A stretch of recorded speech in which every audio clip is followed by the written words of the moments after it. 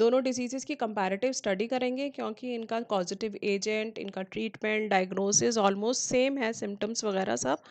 तो दोनों डिजीज़ेज़ को हम साथ में ही लेकर चलेंगे। सबसे पहले ये जो डिज़ीज़ को समझने के लिए हम वेक्टर और कॉज़ेटिव एजेंट हमें समझना ज़रूरी है। वेक्टर क्या होता है और कॉज़ेटिव एजेंट क्या होता है?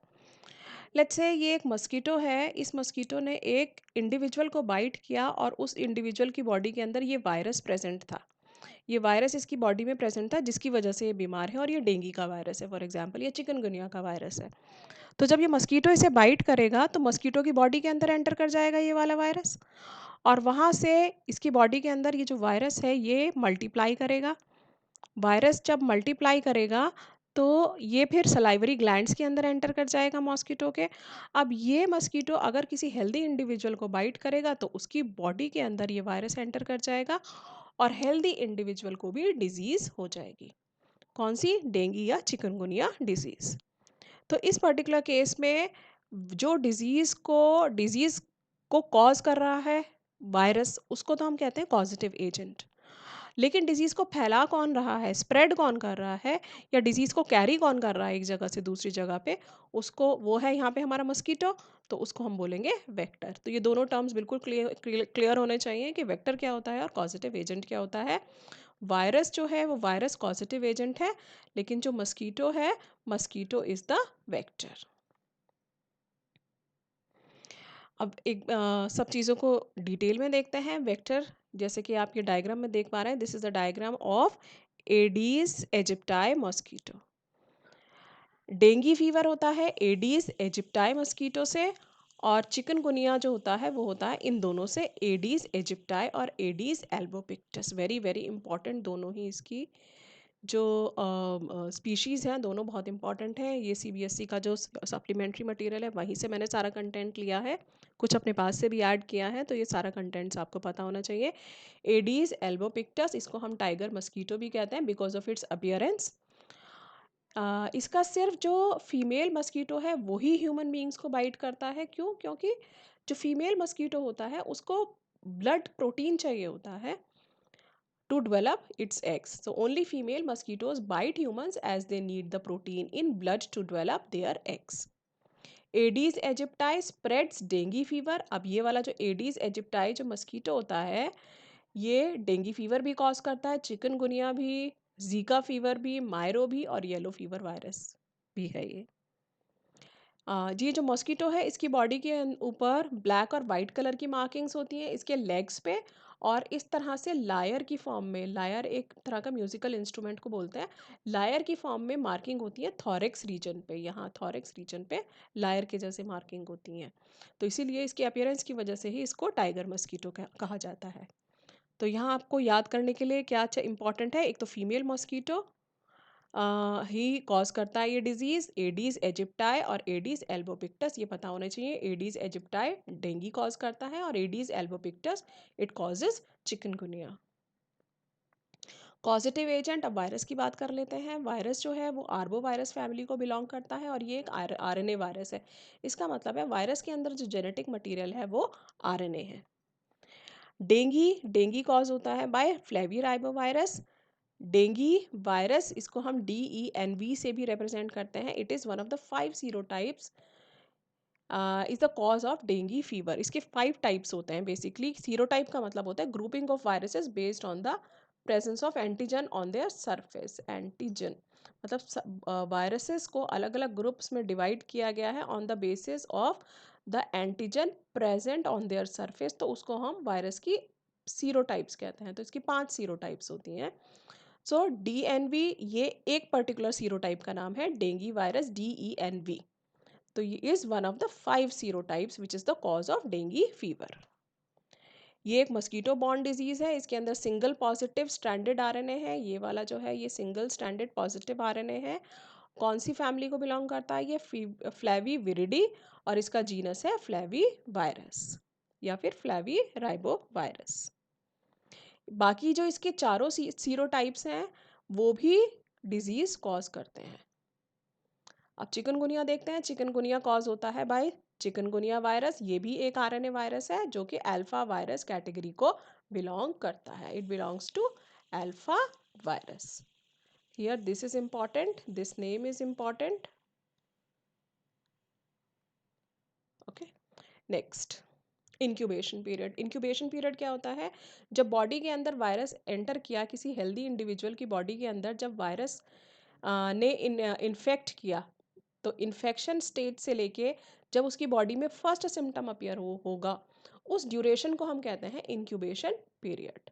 इन्फेक्शन होने से लेके फर्स्ट सिम्टम के अपीयर होने तक का जो टाइम होता है उसको हम कहते हैं इंक्यूबेशन पीरियड. लेट्स से कि किसी इंडिविजुअल को बाइट किया मस्कीटो ने फर्स्ट डे को, और 5 दिन बाद सिम्टम्स अपीयर हुए, तो ये जो ड्यूरेशन है बीच का, इसको हम बोलेंगे फर्स्ट से लेके 5th डे तक का जो ड्यूरेशन है उसको हम इंक्यूबेशन पीरियड बोलेंगे.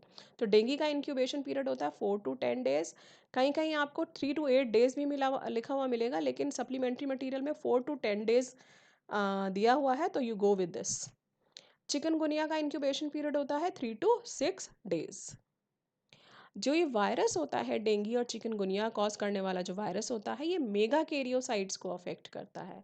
मेगा कैरियोसाइट्स क्या होती हैं? ये बोन मैरो के अंदर प्रेजेंट सेल्स होती हैं, और इन्हीं से प्लेटलेट्स का फॉर्मेशन होता है मेगा कैरियोसाइट से. तो जब ये वायरस मेगा कैरियोसाइट्स को अफेक्ट करेगा तो उससे प्लेटलेट्स का फॉर्मेशन नहीं हो पाएगा, और इसीलिए डेंगू और चिकनगुनिया के केस में प्लेटलेट का जो काउंट है वो बहुत कम हो जाता है. ये आपने सुना भी होगा कि प्लेटलेट्स कम हो गई हैं. सिम्टम्स देख लेते हैं. सिम्टम्स बहुत इंपॉर्टेंट हैं. सिम्टम्स से क्वेश्चन फ्रेम हो सकता है आपको सिम्टम्स दे दिए जाएं और आपसे पूछा जाए कि ये कौन सी डिजीज़ की बात हो रही है. तो डेंगू का सिम्टम है फीवर, हेडेक, मसल्स और जॉइंट्स में बहुत तेज़ पेन होता है, इसलिए इसको ब्रेकबोन फीवर भी कहते हैं. बॉडी पे रैशेस हो जाते हैं, जैसे कि मीजल्स के केस में रैशेस हो जाते हैं. कहाँ होते हैं रैशेस? चेस्ट एरिया में और अपर लिम्स में.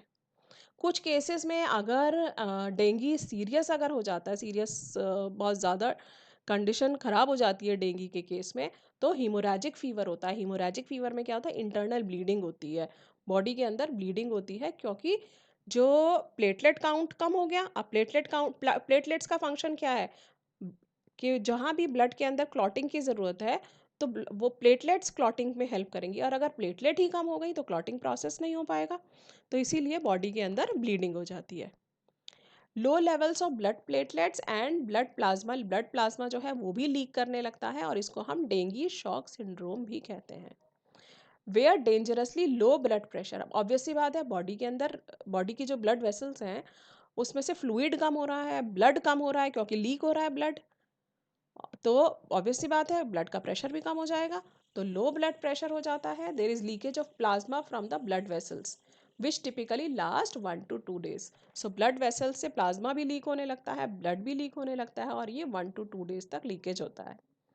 दिस में result in fluid accumulation. Body के अंदर फ्लूइड का अक्यूमुलेशन हो जाएगा, क्योंकि ब्लड ही सब प्लाज्मा और ब्लड दोनों ही लीक हो रहे हैं, तो फ्लूइड का अक्यूमुलेशन हो जाता है, स्पेशली चेस्ट में और एब्डोमिनल एरिया में. बॉडी के अंदर जो फ्लूइड्स का लॉस हो रहा है, तो बॉडी के अंदर फ्लूइड्स का डिप्लीशन हो जाएगा, डिहाइड्रेशन हो जाएगा बॉडी के अंदर. So as well as depletion of fluids from the circulation and decrease blood supply to vital organs. जब ब्लड कम हो रहा है तो वाइटल ऑर्गन्स को ब्लड नहीं पहुंच पाएगा, और वाइटल ऑर्गन्स जो हैं बॉडी के जो इंपॉर्टेंट ऑर्गन्स हैं वो डिसफंक्शन करने लगेंगे, प्रॉपरली फंक्शन नहीं कर पाएंगे. सीवियर ब्लीडिंग होने लगेगी गैस्ट्रो इंटेस्टिनल ट्रैक से. सो ये सारे सिम्टम्स कब होंगे? जब डेंगू जो है वो सीरियस कंडीशन हो जाती है डेंगू के केस में.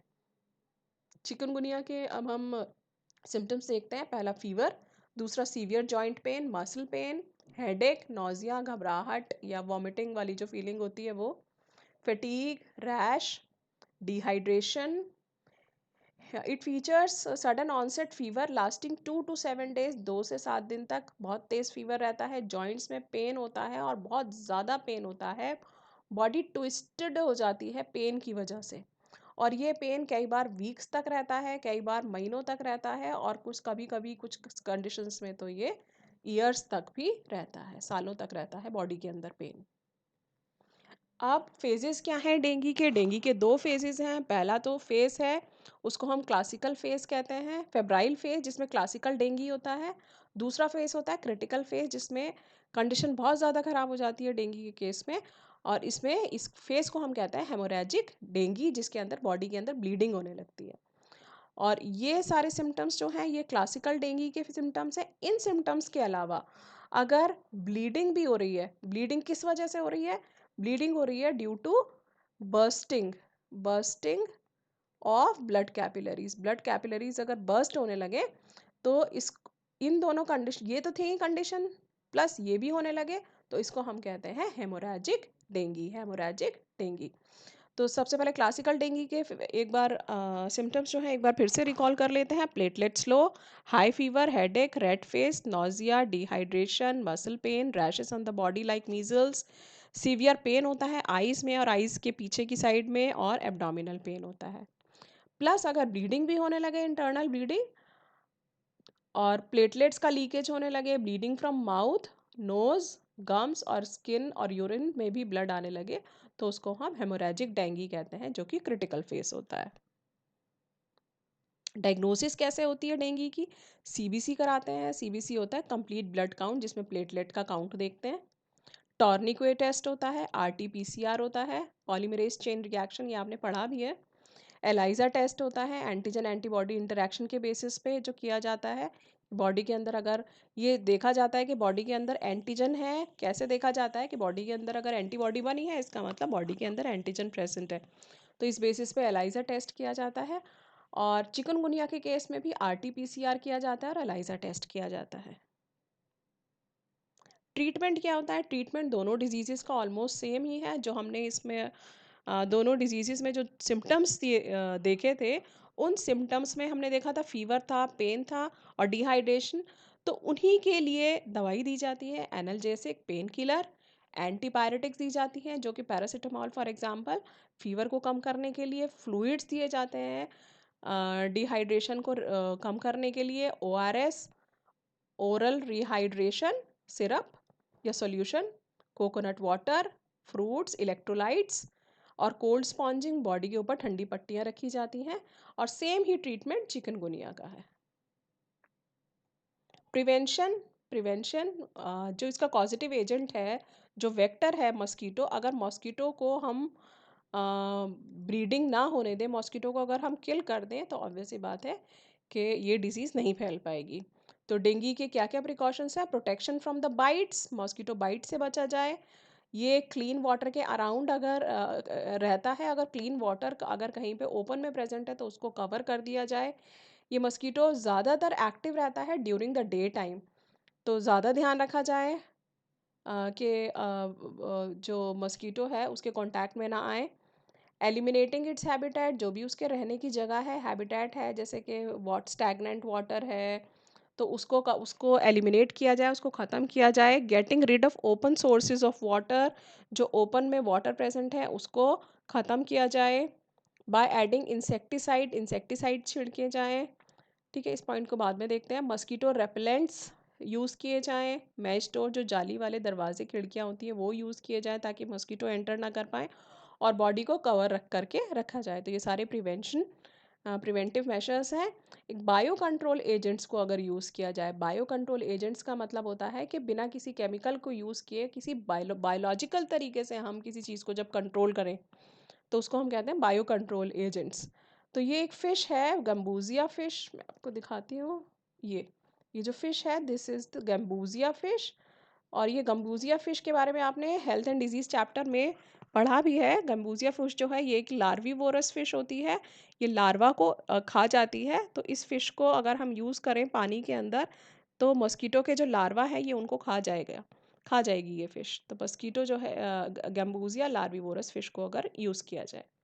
उसके अलावा चिकनगुनिया के देखते हैं प्रिवेंटिव मेजर्स, तो दोनों डिजीज़ के ऑलमोस्ट सेम है। Reducing the number of natural and artificial water field container habitats that support breeding of the mosquito, मतलब मस्कीटो के जो ब्रीडिंग ग्राउंड्स हैं, चाहे नेचुरल वाटर हो चाहे आर्टिफिशियल वाटर हो, मतलब किसी टब में या टायर में किसी चीज़ में पानी भरा हुआ हो, उसको ख़त्म किया जाए। हाँ, this requires mobilisation of affected communities. Mobilisation of affected communities का मतलब है कि अगर कोई कम्युनिटी है जिसमें इंडिविजुअल्स को चिकनगुनिया हो रहा है, तो उसको मोबिलाइज कर दिया जाए, मतलब उनको वहाँ से हटा दिया जाए, ताकि जो हेल्दी इंडिविजुअल्स हैं वो अफेक्ट ना हो, उनको ये डिजीज़ ना हो। इंसेक्टिसाइड स्प्रे किए जाएं to kill the mosquito, applied to the surface in and around containers where the mosquito lands and used to treat water in containers to kill the immature larvae. तो insecticides use किए जाएँ और surface पे apply किए जाएँ ताकि जो immature लार्वे हैं और जो मस्कीटो हैं वो किल हो जाएँ. For protection during outbreaks of chikungunya, clothing which minimize skin exposure to day biting vectors is advised. तो मतलब बॉडी को कवर किया जाए ताकि स्किन एक्सपोजर ना हो, मॉस्किटो स्किन के ऊपर ना आ पाए. मैकेनिज्म ऑफ वायरस एक्शन कि वायरस किस तरह से एक्ट करता है. जो फ्लेवी वायरस होता है, स्पेशली जो डेंगी वायरस होता है, इसके अंदर एबिलिटी होती है to inhibit innate immune response. हमारी बॉडी के अंदर जो इन्नेट इम्यून रिस्पॉन्स होता है बॉडी के पास, जैसे कि स्किन है, इन्नेट इम्यून रिस्पॉन्स के 4 बैरियर्स हमने हेल्थ और डिजीज चैप्टर में हमने पढ़े थे. तो उन बैरियर्स को, इन्नेट इम्यून रिस्पॉन्स को ये इनहिबिट कर देता है, ये जो वायरस होता है जब ये इन्फेक्ट करता है बॉडी को. Indeed, the dengue virus has many non-structural proteins that allow the inhibition of various mediators of the innate immune response. तो बॉडी का जो innate immune response है, उस रिस्पॉन्स को ये इनहिबिट कर देता है, या उस रिस्पॉन्स के जो मीडिएटर्स होते हैं उसको ये इनहिबिट कर देता है, ये पर्टिकुलर डेंगी वायरस. क्योंकि इसके अंदर क्या होता है, कुछ नॉन स्ट्रक्चरल प्रोटीन्स होते हैं जो कि इम्यून रिस्पॉन्स को इनहिबिट करते हैं. ट्रांसमिशन कैसे होगा. मॉस्किटो, ये भी अगेन सप्लीमेंट्री मटेरियल से लिया गया है ये मटेरियल, तो यहाँ से भी क्वेश्चन फ्रेम हो सकता है. Mosquito bytes during the day, particularly in the early morning. या तो ये जो मॉस्किटो है इस डिजीज़ का, या तो अर्ली मॉर्निंग बाइट करता है या फिर इवनिंग में बाइट करता है, but they are able to bite and the spread infection at any time of day all during the year. पूरे साल में कभी भी और दिन के किसी भी टाइम में हो सकता है, लेकिन स्पेशली मॉर्निंग और इवनिंग के टाइम पे ये बाइट करता है mosquito. The reason that some people suffer from more severe forms of dengue such as dengue hemorrhagic fever is multifactorial. अगर किसी इंडिविजुअल को ज़्यादा ही सीवियर डेंगी हो रहा है तो हो सकता है कोई और फैक्टर भी रिस्पॉन्सिबल हो इसके लिए. तो इसलिए लिखा हुआ है such as dengue haemorrhagic fever. अगर किसी को हो रहा है जो कि ज़्यादा सीवियर फॉर्म है डेंगी की, तो उसका रीज़न मल्टीफैक्टोरियल, कुछ ज़्यादा कुछ और भी फैक्टर हो सकते हैं उसके लिए responsible. Different strains of viruses interacting with people with different immune backgrounds lead to complex interaction. अब अलग अलग इंडिविजुअल्स हैं, अलग अलग इंडिविजुअल्स की अलग अलग इम्यूनिटी है, तो अलग अलग टाइप के जो वायरसेस हैं वो अलग अलग तरीके से इंटरैक्ट करते हैं उन इंडिविजुअल से जिनका अलग अलग इम्यून बैकग्राउंड होता है. जैसे फॉर एग्जांपल किसी इंडिविजुअल का वीक इम्यून सिस्टम है, तो वायरस है वो अलग तरीके से जाके अपने आप को मल्टीप्लाई करेगा. अगर सपोज किसी इंडिविजुअल का स्ट्रॉन्ग इम्यून सिस्टम है, तो वायरस जो है, वायरस का मोड ऑफ एक्शन या डिजीज कॉज करने की क्षमता वो अलग होगी. तो ये मीनिंग है इस लाइन का. अब है चिकनगुनिया. चिकनगुनिया का जो मस्कीटो है, it bytes through out the day light hours. पूरे दिन में कभी भी काट सकता है ये. Though they are may be peaks of activity in the early morning, लेकिन अर्ली मॉर्निंग और लेट आफ्टरनून में ये ज़्यादा एक्टिव रहता है. इसका जो मस्कीटो होता है. Both species are found biting outdoors, बाहर ही को बाइट करती हैं, but Aedes aegypti readily feed will also readily feed indoors. अगर ये घरों के अंदर प्रेजेंट है, इंडोर प्रेजेंट है, तो भी ये रेडिली मतलब बहुत जल्दी